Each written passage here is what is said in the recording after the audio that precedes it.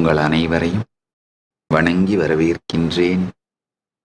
இந்த ஆடிப்பூரம் நன்னாளில் உலகம் முழுவதிலும் எல்லா கைலாயங்களிலும் கைலாயத்தின் ஆலயங்கள், ஆதீனங்கள், பீடங்கள், குருகுலங்கள் அனைத்திலும் ஆடிப்பூர பிரம்மோற்சவத்திற்காக வந்து கலந்து கொண்டிருக்கும் அன்னை பராசக்தியின் வழிபாட்டை செய்து பேரருளை பெற்றுக்கொண்டிருக்கும் உங்கள் அனைவருக்கும் பூரண ஆசிகள்.